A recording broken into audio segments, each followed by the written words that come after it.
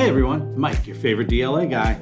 I know I keep saying it all the time, and if you don't believe me, by the end of these modules and throughout the school year, you will learn that I, of course, am your favorite DLA guy.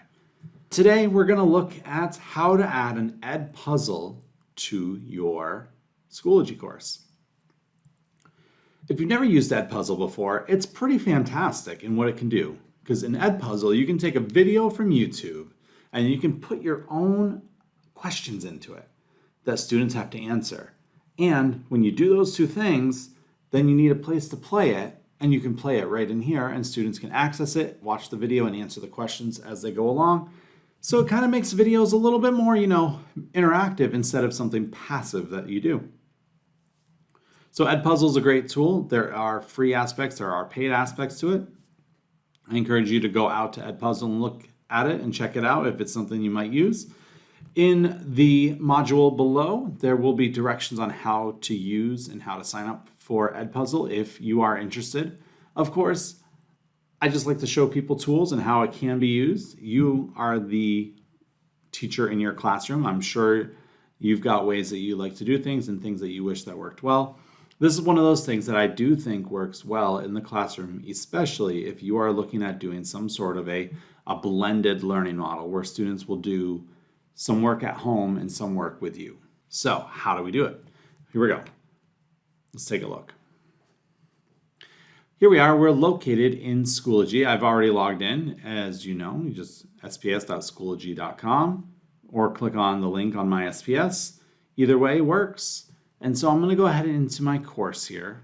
And so one of the things we did at the district level was Edpuzzle was made available from the district level. And of course, if you go to the left-hand side, you see Edpuzzles listed there, just like if you watch the Nearpod video. Nearpod is also listed here. It's one way to access it. But the way that I like to go about it is, again, add materials. And over on the right-hand side, you see Edpuzzle. So here we are. Edpuzzle has loaded my contents. Your accounts get all connected together. And we have directions for how to sign up for Edpuzzle in the module. So if you are interested in this process, then this is how you would go about it.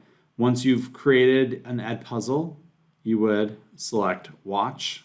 And then if you're good with it, you scroll down the page and select Assign.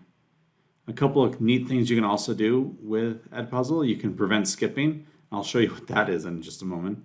And you can turn on Closed Caption so that students can also, the words go across the screen. So I go ahead and I hit Assign. Now I've assigned it, but you can see here it says check yourself with lateral reading crash course navigating digital information number 3. That's quite a long title, and if that's what I want to keep my title, that's fine. But I'm going to go ahead and select Edit, and I can change the title. Maybe I want to get rid of the crash course part. Consumer key, shared secret parameters, don't worry about. But again, you have to check off editing. Hey guys, Mike here. Jumping into the middle of this video while editing. I realized that I kept saying editing when I meant to say enable grading. You can't edit the grade, you can enable it. I mean, you can edit it afterwards, of course, but in this video, I meant to say enabled. You're going to hear me do it again and probably at least one more time afterwards. But I just wanted to jump in here and let you know I meant to say enable grading, not editing grade. And hopefully that will clear up any misconceptions in this video. As you can see, I am in my current editing suite, which is my cubicle. So let's get back to the video.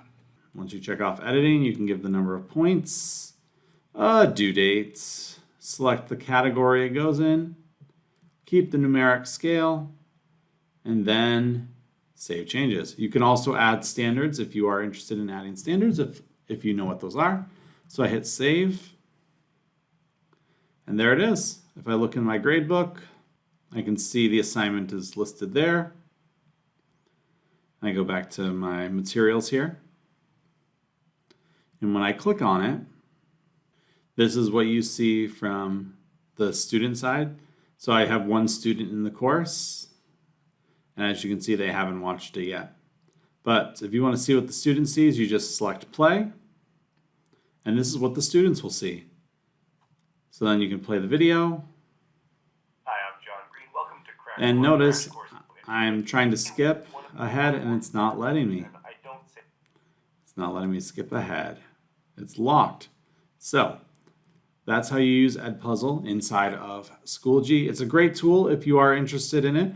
Check out the notes below in how to access Edpuzzle and how to sign yourself up for an account. It is one that you do have to sign up for so that you can then turn around and link your accounts. Because you're using it within the school district, I of course would say use your school email address for it. But that's it. You can check out the next video in the module, or you can go and create an Edpuzzle account and create your first Edpuzzle. Either way, I'll see you in the next video.